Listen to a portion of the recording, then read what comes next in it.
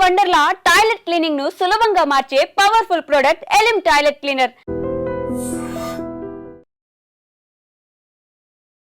తలుచుకోగానే తలంపుకు వచ్చే తల్లి, భక్తుల కోరికలు తీర్చే కల్పవల్లిగా విరాజిల్లుతున్న లోవ శ్రీ తలుపులమ్మ తల్లి అమ్మవారి ఆలయానికి మనం వచ్చాం.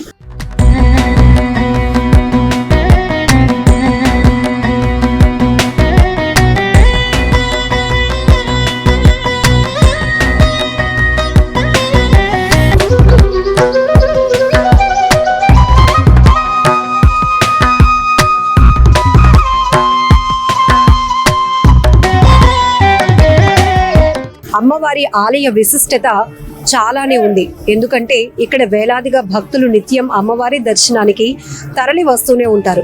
ఏ ప్రాంతం అనే సంబంధం లేకుండా తూర్పు గోదావరి జిల్లా తుని మండలంలో వెలిసినటువంటి ఈ పుణ్యక్షేత్రానికి ఎంతో మంది భక్తులు వస్తూ ఉంటారు. దారకొండ తీగకొండకి మధ్యన లోయలో తాను కొలువుదీరుతానని భక్తుల పూజలు అందుకుంటే ఒక జాతరగా మారుతుంది, మహాపుణ్యక్షేత్రంగా విరాజిల్లుతోందని రాజుగారికి స్వప్నమందు ఇచ్చినటువంటి ఆ దర్శనం ఏదైతే ఉందో, అమ్మ దర్శనం వల్ల ఇక్కడ చుట్టుపక్కల ఉన్న 7 గ్రామాల ప్రజలకు కూడా దండోరా వేసి ఇక్కడ మన ఊరిలో అమ్మ వెలవబోతోంది, అమ్మకు మనం పూజలు చేద్దామని పూజలు మొదలుపెట్టిన తర్వాత ఇది క్రమేపీ కొండల మధ్య ఏర్పడినటువంటి, లోయల మధ్య ఏర్పడినటువంటి ఈ అమ్మవారి దేవస్థానం ఇప్పుడు లోవ కొత్తూరు లోవ తలుపులమ్మ తల్లి లోవగా ప్రసిద్ధిగాంచింది. అమ్మవారి దర్శనం చేసుకుందాం, అమ్మవారి గురించి, అమ్మవారి ఆలయ చరిత్ర గురించి మరిన్ని విశేషాలు తెలుసుకుందాం రండి.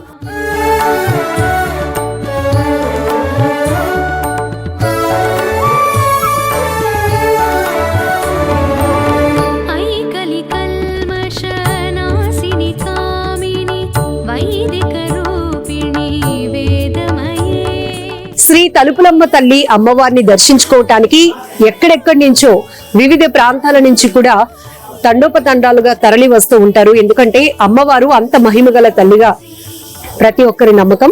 ముఖ్యంగా కొత్తగా వాహనాలు కొనుక్కునే వాళ్ళకి ఇక్కడికి వచ్చి అమ్మవారి ఆలయం దగ్గర వాహన పూజ జరిపించుకోవటం ఎన్నో సంవత్సరాల నుంచి ఆనవాయితీగా వస్తుంది.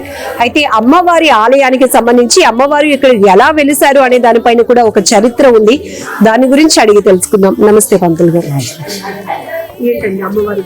క్లీంకార సనగర్భిత నలస్కం సౌక్లీం కళామృతిం సౌవర్ణం వరధారిణిం వరసుధాదౌతాం త్రినేత్రజ్వలాం వందే పుస్తకపాసమసుధరాం సభ్రీషితాముజ్వలాం ఓం గౌరీం త్రిపురాం పరాత్పరకళాం శ్రీచక్ర సంచారిణీం. సుమారుగా 300 సంవత్సరాలు పైబడే ఇక్కడ వెలిసేయాలని చెప్పేసి మా పూర్వీకులు చెబుతున్నారండి. అది ఎలా అంటే మనిషి ఆయుష్ 100 సంవత్సరాలు కాబట్టి ఒక 3 తరాలు పైబడి అమ్మవారి పేర్లు, ఆడవాళ్ళు అయితే తలుపులమ్మ లావతల్లి అని పెట్టుకున్నవాళ్ళు, మగవాళ్ళు అయితే లావరాజు లావకుమారి అని పెట్టుకున్నవాళ్ళు 3 తరాలు పైబడి ఈ ప్రాంతంలో ఉన్నారండి. అంటే ఈ అమ్మవారు వెలిసే ముందు ఇక్కడ ఈ ఇస్టేట్ని పరిపాలించే రాజావారు తుని పట్టణంలో ఉంటే ఆయనకు అమ్మవారు స్వప్నంలో ప్రేరణ ఇచ్చారటండి. ఏమని ప్రేరణ ఇచ్చారటండి? ఇలా లావకొత్తూరు సమీపంలో ఉన్నటువంటి లావకొండలో నేను వెలిసాను, నాకు మీరు ఎప్పుడైతే వచ్చి నాకు వరుసగా 3 రోజులు పసుపుంకాలతో అభిషేకం చేస్తారో అప్పుడు నా దర్శనానికి వచ్చినట్టు భక్తులకి దాహం తైపినా కూడా ఇక్కడ పాతాళంగా ఉద్భవిస్తుంది. ఆ తర్వాత ఇది యాత్ర స్థలంగా మారుతుంది. అలా చేయించే ముందు ఈ చుట్టుపక్కల గ్రామాలకి 14 గ్రామాలకి దండోర వేయించి ఈ 14 గ్రామాల్లో ఉన్నటువంటి ప్రజలకు తెలియపరిచి చేయమన్నారటండి. అప్పుడు ఆ రాజావారు అమ్మవారు ఆ లావకొత్తూరులో ఉన్నటువంటి పెద్దలను వెంటబెట్టుకుని ఇక్కడ ఎవరో తలంపులమ్మ అనేటువంటి అమ్మవారు వెలిసారట, లావకొండట ఎక్కడని చెప్పేసి అడిగితే ఆ లావకొత్తూరులో ఉన్నటువంటి ఆ పెద్దలంతా ఆ రాజావారిని వెంటబెట్టుకుని తీసుకుని ఆ కింద నుంచి వెతుక్కుంటూ వస్తే ఇక్కడ ఈ 3 విగ్రహాలు, ఆ కింద ఉన్నటువంటి 3 విగ్రహాలు వెలుస్తున్నాయటండి. అప్పుడు ఆ అమ్మవారు ప్రార్థించిన ప్రకారంగానే ఆయన చైత్రమాసంలో బహుళపక్షంలో విధినాడు ప్రారంభించి అమ్మవారికి వరుసగా 3 రోజులు పసుపుంకాలతో అభిషేకం చేయించారటండి. అలా చేయించే ముందు ఈ చుట్టుపక్కల గ్రామాలకి 14 గ్రామాలకి దండోర వేసి అమ్మవారు వెలిసినట్లుగా ఇక్కడ తెలియపరిచి ఈ ప్రాంతంలో ఉన్న ప్రజలందరికీ ఆ బహుళ పక్షుల విధినాడు ప్రారంభించి అమ్మవారికి వరుసగా 3 రోజులు అభిషేకం చేయించగానే ఈ పై కొండ గుహలో నుంచి వరుసగా పాతాళంగా రావడం మొదలైందటండి. ఆ గంగా ధార ఎక్కడి నుంచి వస్తుందో ఇప్పటికీ కూడా ఎవరు కనుగొనలేదండి. ఇప్పటికి కూడా ఎక్కడి నుంచి వస్తుందో ఎలా వస్తుందో ఎప్పుడు నిత్యం అలా ప్రవహిస్తూనే ఉంటుందండి. వానలు కురిస్తే ఎక్కువ అవదు, ఎండలు కాస్తే తక్కువ అవదు.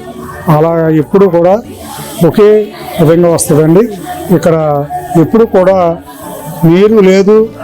ఎంతమంది ఆదివారం ఉందంటే 1,00,000 పైన జనం వస్తారు, కానీ ఇక్కడ వాటర్ సరిపోలేదు అనేటటువంటి ప్రసక్తి ఉందండి. ఎంతమంది ఎంత జనం వచ్చినా సరే ఇక్కడ వాటర్ సప్లై సరిపోతుంటుంది. అప్పటి నుంచి కూడా ఇది యాత్ర స్థలంగా మారిందండి. అందుకే ఇప్పుడు చైత్ర మాసంలో బహుళ పక్షులనే జరుగుతాయి అమ్మవారి ఉత్సవాలు.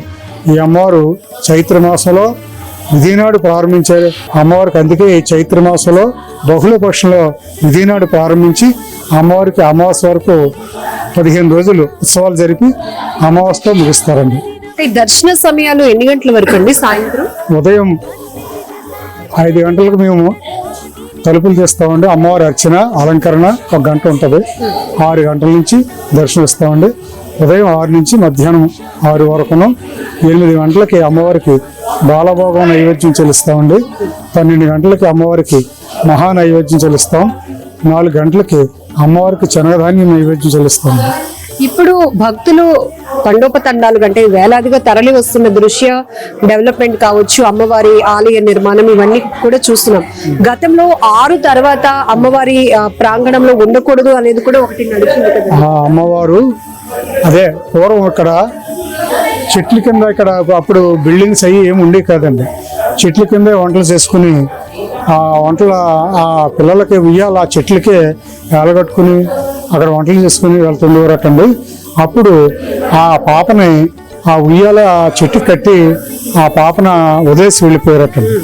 అప్పుడు కొంత దూరం వెళ్ళిన తర్వాత ఆ భక్తులు ఆ లావకుత్తూరు గ్రామం వచ్చి ఇలాగ పాపను వదిలేసామని చెప్పేసి అక్కడ ఉన్నటువంటి మున్సిపల్ గారితో చెబితే ఆయన 2 బారికలను ఇచ్చి వస్తూ ఉంటే వాళ్ళకి ధ్వని వినిపించిందటండి. చీకటి పడితే ఇక్కడ రాకూడదు, పాపకు వచ్చినటువంటి భయం లేదు అని చెప్పేసి ధ్వని వినిపిస్తే వాళ్ళు భయపడి వెనక్కి వెళ్ళిపోరటండి. అప్పుడు ఆ పాప అలాగే క్షేమంగా ఉదయం రాబోసరికి క్షేమంగా ఆడుకుంటుందటండి. అప్పుడు ఆ పాపని ఈ రాత్రి అంతా ఎలా ఉన్నామమ్మా నువ్వు అని అడిగితే, అమ్మా నీవేనా కాదంటమ్మా, జోలపాటలు పాడి నన్ను లాలించేవు రాత్రి అంతా అని చెప్పేసి అన్నదటండి ఆ పాప. అంటే అప్పుడు ఏమని ఊహించారంటే అమ్మవారే ఒక తల్లి రూపంలో ఆ పాపకి ఎటువంటి భయము ప్రమాదం లేకుండా అమ్మవారే ఆ పాపను కాపాడినట్లుగా ఊహించారండి.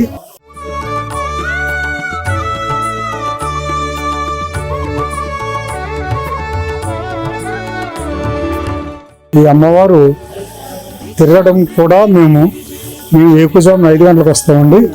అప్పుడు అలా వచ్చినప్పుడు నాకు కూడా అమ్మవారు ఒక 13-14 సంవత్సరాల పాపలాగా నాకు కనిపించారండి ఈ అమ్మవారు.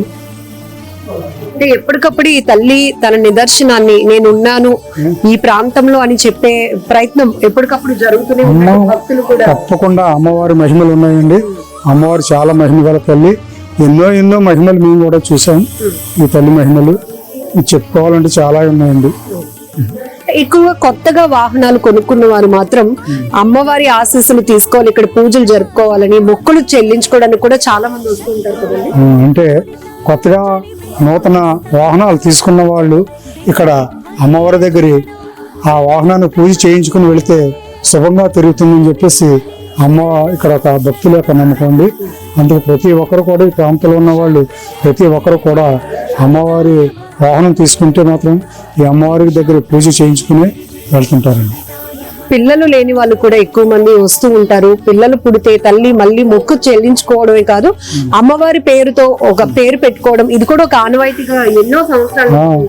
ఎంతో మంది పిల్లలు లేని వాళ్ళు ఇక్కడ వచ్చి ఇక్కడ ఉయ్యాలు కట్టుకుని ఈ అమ్మవారికి మొక్కుకొని వెళితే ఎంతో మంది పిల్లల సంతానం లేని వాళ్ళు ఇక్కడ సంతానం కలిగిందని చెప్పేసి ఎంతో మంది చెప్పడం జరిగిందండి. ఇవి తప్పకుండా కూడా ఇక్కడ వచ్చి ఉయ్యాల కడితే సంతానం లేని వాళ్ళు సంతానం కలగడం ఒక పూర్వం నుంచి ఒక జరుగుతున్నటువంటి ఒక ప్రాముఖ్యత అన్నమాట.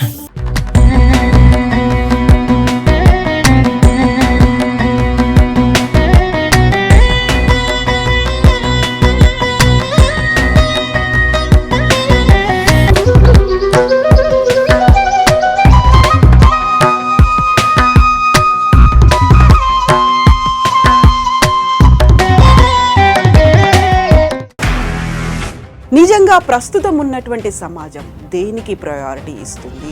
ఆర్థిక సంబంధాల చుట్టూ మాత్రమే తిరుగుతుంది. మళ్ళీ ఎన్నికలంగానే చాలా విరక్తి కలుగుతాం. మంచి అనిపిస్తుంది కదా, లేడీస్ కూడా ఛాలెంజింగ్ జాబ్స్ చేసినప్పుడు చాలా బాగుంటది. ట్రాఫిక్ అసిస్టెంట్స్ గా నియమించిన ట్రాన్స్జెండర్స్ అందరితో సాల్యూట్ చేయించుకుంటున్నారు. ఫుడ్ డెలివరీ ఇవ్వటానికి వెళ్ళినటువంటి డెలివరీ బాయ్ అనిల్ పై కళ్ళ ముందు